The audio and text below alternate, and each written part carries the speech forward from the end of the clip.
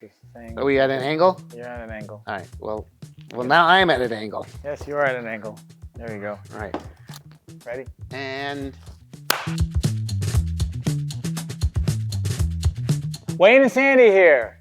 Today we're going to talk about useful tools. useful tools. Not necessarily tools, but useful things that can help you in your shop, garage, or whatever. And we all have some things that we like. Wayne's got a selection of really useful things. So in researching YouTube and all that stuff, it seemed that everybody really wants to see product reviews and tools and all that. We're going to do it a little differently. Everyone talks about the screwdriver and how the handle Minutia. Minutia. Yeah, we Don't don't like care it. about that crap. We're going to show you what stuff we use. None of these are product endorsements, okay? Some of the stuff is good. Got some problems with it too, but we still use it. Going to give you the nitty gritty. We're not going to be like, oh, this is the greatest tool ever. No, I'm not going to do that. And no unboxing, right? We have one thing to unbox. One thing to unbox. I'm going to torture him with the unboxing. Unboxing. But it's really cool. A 30-minute video of a product, No. 25 minutes of a guy opening up styrofoam boxes and crap. Done. I can't stand people who spend 10 minutes talking about a single screwdriver. So we're going to talk about the important stuff. We're not going to talk about any BS, even though we're talking about BS right now. And important stuff is important to us, and we don't care if you like it. True. If you do like it, then it's a win for you. If it's not, then you have that thing on your machine that lets you fast forward. So the first item up for grabs today is this flashlight here. And I was getting some documents notarized the other day. Trying to see where this is going, right? And they had these in like a little display cabinet. I'm like, I was staring at it as the guy's like filling out all the paperwork, and I'm like, what the hell, I'll try it. So I like it. It's really, really thin. It looks almost like a vape pen, even though I don't do that.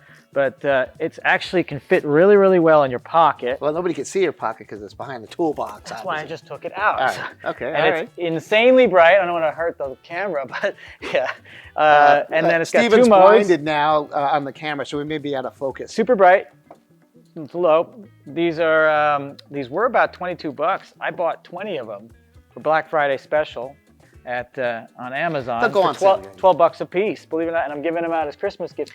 This is the part I like. High-powered magnet that just sticks there. No, we don't have to. There you go. Okay. Can't barely see it. There we go. How's that? Yes. High-powered magnet that will not balance, but So what you're saying is it could lift up the toolbox potentially. yeah, no, I don't know about Not that high powered. but yeah. So I've been using this almost exclusively working on the cars. You just stick it onto the metal cars. I have a car made of wood and fiberglass that wouldn't work well on it, but the other best thing, I don't want to mess up my microphone, but if you're working on like a pool heater or something in your garage or whatever, then you just kind of put it there and you're working here. We've had other, lights that go on your head, look like you're really goofy. I got one of those in my pocket, but like you're trying to explore a Brazilian mine or something like that. Those are terrible. And you get all sweaty too, especially when you're working hard. There you go. There's my pick of the day. All right, I'm it. gonna take a quick look at this because I like this particular model because it does fit in your pocket. Fit in your pocket, and it is crazy bright. It has a nice wide beam for a lot of these crazy high powered lights are good for thwarting criminals at 1,000 yards. Yep. This is nice because it's a wide spread for work on the engine compartment underneath the car, and it's not intrusive to your pockets when you're like using a piece of cardboard to shimmy under your car because you're too lazy to lift it. USB-C. Yeah. There's a hiccup. There is a hiccup. We discovered a hiccup. There's one thing we don't like about it. Go ahead.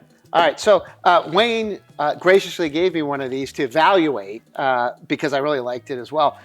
It will not charge with a high-powered USB cable, and I'm doing the, to me, I'm. Wayne, it's broken. It's broken. Yeah, I'm an Wayne, idiot. It's broken. But I charged it up earlier off of my computer, and it worked fine. So I went back to the computer. It works fine. Yep. So that might be the only downside of this. Only downside. And I have another of the same brand. It's kind of like a combo version of this, and it does the exact same thing. So it's this particular brand, but it's not a huge deal because everybody's got 30 USB-C chargers and cables unless you're an Apple guy, in which case you have to wait till the next generation for them to standardize. But other than that, I love it. Yeah, winner. All good. Yeah, All good, right. good value too. All right. All right, Wayne, what do we got here? I love these. I bought another 10 of these again because you want to lose them all the time. I used to Pocket, see pocket stuff. First of all, keychain. People that don't like large stuff on the keychain will hate this, but I'm always in need of a freaking tape measure. And I love, this is, growing up, this is the Stanley classic tape measure. The Power Lock is what everybody used to have. I have some that are old enough, they're still made out of metal. And they're really nice. And I saw these, I think, I don't want to name stores, like, we'll just say one of the larger hardware stores.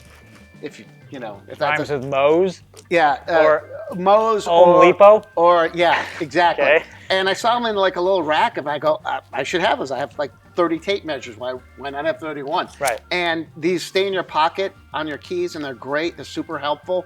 What's the downside to that one? Downside. Here's it's a shorty. It's 3 foot. Okay. But it's still good. Other downside. Because you know, who's measuring 22 feet with pocket tape? The other downside is you use it so much, or it's in your pocket so much, it wears out the chrome. What? No metric? No metric, right? So the tip of the day, is that I bought a metric tape measure in Japan when I was there last, and now that's all I use to measure everything. Because back in the old days, 9 and 1/3 minus 2, 8 and 4/16. No, this is America. Hang on, Wayne. I can do the metric math in my head, and I can't do the English math in my head. It's not hard. I guess you need 3 degrees. Let me just say, you see those numbers? That's American measurement. Because I think we're probably the last country that's not official. There's one or two more that is on the metric system, but until then, probably Zimbabwe. This is the American, not imperial, because imperial used to be, something. Anyway, good stocking stuffer. Hugely. I wish it was metric on one side. That would be great. But so Stanley, if you're paying attention, get a little metric in English. They were like $3 or $4 too. They were not expensive. Yeah, they're cheap. You can buy a 3-pack. So like for $12 or something. I think I also got some off of Amazon. Amazon. When they ran out and they stopped having them at the store. Ended up to and why can't if we can say Amazon, I can say Home Depot or Lowe's, right? Clearly. Yeah, I'm not sure why you were talking in code before. Yeah, I don't know. We'll sort that bit out later in editing, I guess, or not, as we never edit anything. No. Fire extinguisher. All right, so there's nothing really special about this particular fire extinguisher, but Sandy told me a story, and you can tell the story in a minute. And I went home, driving home that night, and I'm like, you know what? I don't have enough fire extinguishers. So go ahead, tell the story. This is a true story.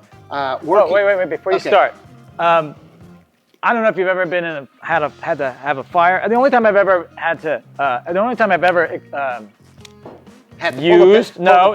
actually used one of these is when it was in my garage and I was cleaning, and there was a whole bunch of pile of stuff, and I stepped on it and everywhere, and I was like, that's the only time I've ever used one of these.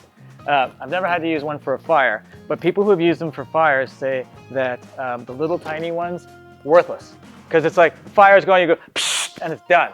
It's like a breath spray.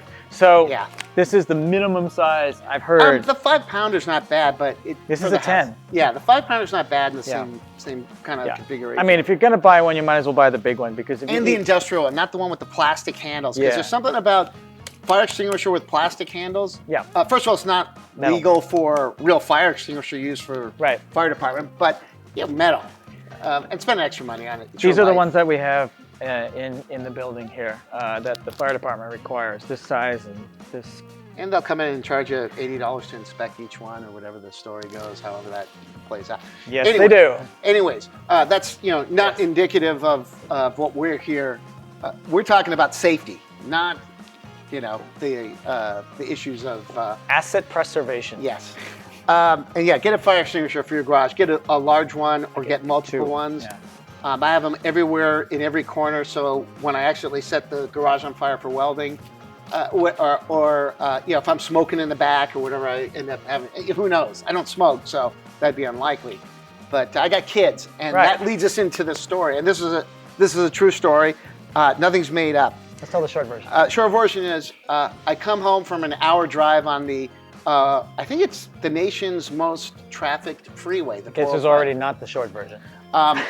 Get home. I got to go to the bathroom. go to the bathroom, pull my pants down, and you don't want to know what that looks like. That would be the long version. Well, we're still on long version. End up 2 seconds, my wife goes screaming through the house. The house is on fire. The house is on fire.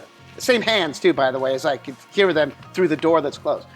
I pull my pants back up, pissed off. I go, God dang it, everybody's screwing with poor old dad coming home from work. Right. I walk out and I smell smoke. I go, all right. And she's yelling, get out of the house is on fire. I immediately go upstairs where the said fire is and see my kid's bed on fire, headboard burning, pillows on fire. I run downstairs, grab the fire extinguisher that's like this, and let her loose and put the fire out.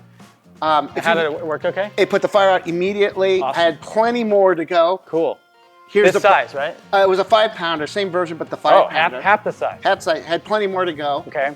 The smoke from the fire was bad. The smoke from the fire extinguisher was 50 times worse, like tears rolling down, because you're trying to make sure you got it all and you can't see. The whole place is filled up with a white cloud. Yeah, but you can't really complain about that when the fire is out. No, the fire guys came literally like 3 minutes later, amazingly quick, and came upstairs, dragged the carcass of the mattress out, squirted it with some water just to make sure. But needless to say, house would have been burned down if I didn't have a fire extinguisher handy. Long and short of it. Yeah, I mean, that's kind of, the complaining about the mess is like complaining about the hospital food after they saved your life, right? So, what do you do? Yeah, no, definitely. Anyway, yeah. Fire extinguishers. Yeah, so I bought 8 of these the other day, 4 for home and 4 for here. We already got some, but I figured, this place is pretty big, and a lot of leaky oil, gas tanks with duct tape on it. Doesn't hurt to have a fire extinguisher. Everywhere, yes. So probably in the cars too, but that's another story. And also, you don't remember where they are because you put them in a corner of the kitchen or whatever. Supposed and to you're have a visible sign, Wayne, as you know. They do come with little stickers or whatever, but my wife would not permit me to put that's a fire extinguisher in the house pointing at the cabinet. So if you have to go find them, so the more you have, anyway. Get one. Or more. Your story there reminded me that I needed to buy some more. These are about $80 a piece. You buy them. The 10-pound. Yeah. All right.